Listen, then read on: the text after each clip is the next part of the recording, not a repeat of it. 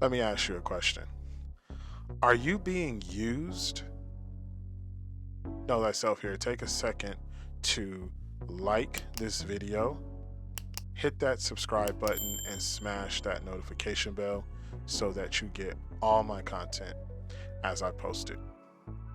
So that's the question that I've been pondering over the last couple of days, is this idea of men in certain comment sections of some of my videos on Instagram have been talking about that the women that they are dealing with were using them and they felt like they were being used. Now I'm going to get to a little bit later in this video. I'm actually going to cover the difference and what a positive a way to be used is. But let's first talk about what a lot of these men are referring to when they're talking about being used. What tends to be the case is that when you hear someone say that they're being used, that usually means that someone is taking advantage of their time, their money, their resources, or their goodwill without giving anything in return.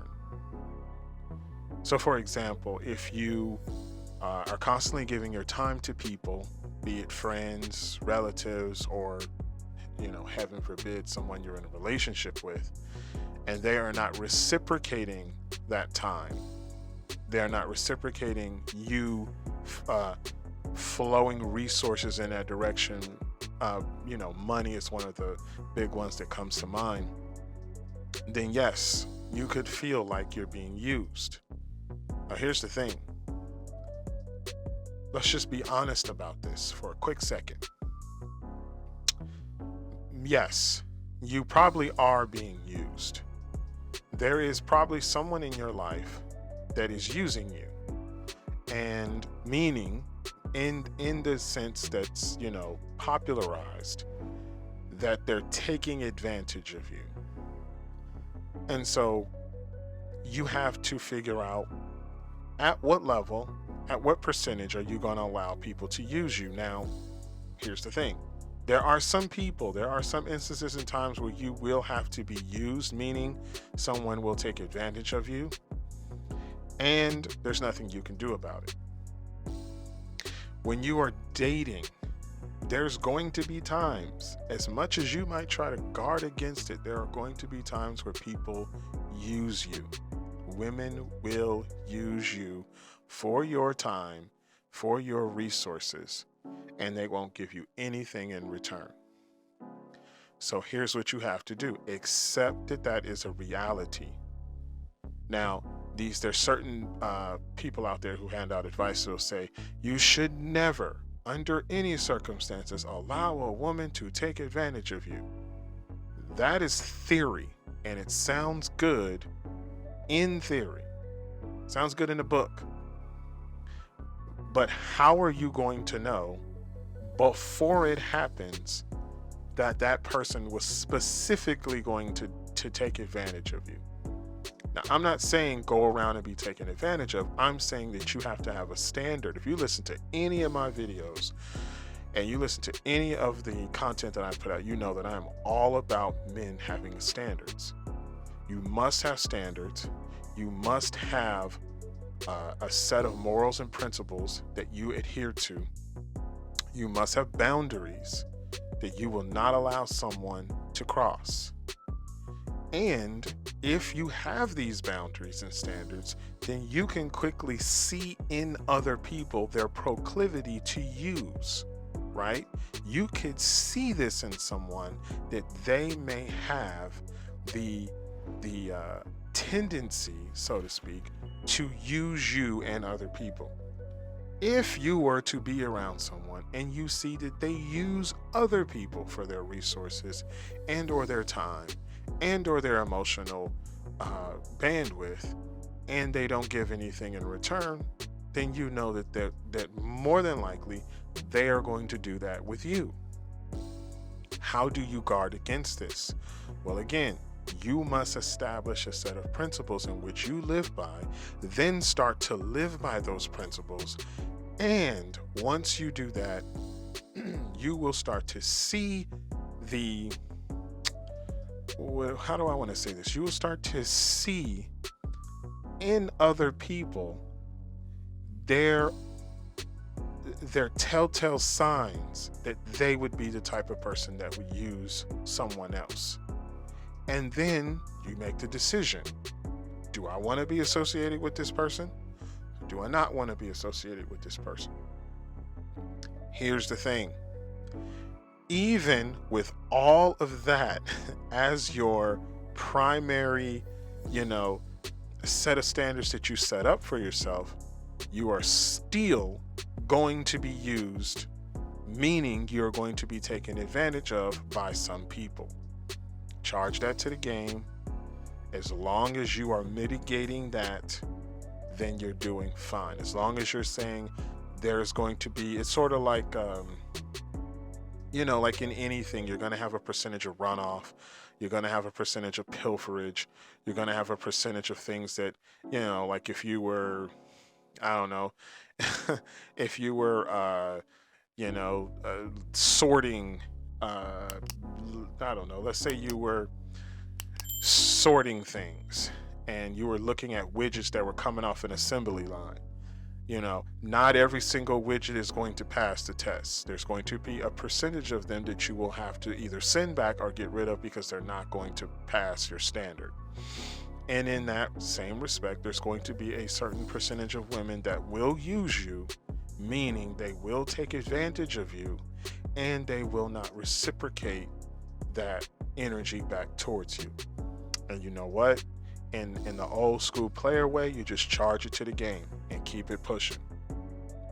But you can mitigate the damage, meaning you don't have to get used by every single woman in your life if you establish a set of standards, guidelines, boundaries, morals, and principles that you live by. And once you have those things set up, then you can significantly reduce the number of people who will come into your life, because there'll be people that are coming to your life, they'll see that you're a solid person, you don't put up with any nonsense from other people, and they will come right into your life, and then they will exit right up out of your life. They'll be texting you, they'll be messaging you, then they'll realize, I can't take advantage of this person, and they'll come right in, and then boom, they'll ping pong right back out. It's like you're playing the arcade, the ping pong arcade, ding ding, and they'll just boom right up out of your life. They'll get right away from you once they realize, oh, that's a person who I cannot take advantage of. And so let's now talk about the flip side of being taken advantage of, being used in a way that isn't reciprocal, and let's talk about the other way of being used. Now, here's the way you want to be used. You want to be useful to the people in your life, whether this be family, whether this be friends, whether this be a significant other. You want to be useful. So you want people to call you or to reach out to you to use you for your usefulness. Now, how do you become useful? You become useful by being capable. You become useful by having skills. You become useful by working on your mind. You become useful by developing yourself, by gaining resources, gaining knowledge, gaining influence, gaining perspective, gaining connections. This is one of the ways that you become useful so that people can use you in a positive way. This is one of the ways, these are some of the ways that you want to be used. You want to be used by the people in your life when you are useful to them in helping them to solve their problems. So, one of the ways that you can be used is a negative way, meaning you're being used relative to your resources, and there is no reciprocation from that person, meaning they are just emptying your resource pool, but they're giving nothing back. That's one way of being used. The other way of being used is to be useful to the people in your life, meaning you have a skill, you have some sort of connection, you have resources, you have connections, you have influence, you have perspective, you have knowledge, you have wisdom, meaning that when people come to you, they can be assured that using your knowledge and resource bank is going to help them with their problems. And so think about it. One way of being used is a negative, draining your resources. The other way of being used is fulfilling. Now, here's the thing. Men want to be used. We want to be useful. But we have to figure out how we want to be used.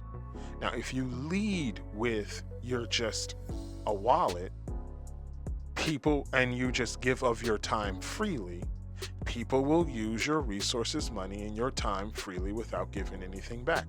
But if you have standards, morals, boundaries, meaning that you are a well of knowledge, but your well of knowledge is not open to everybody.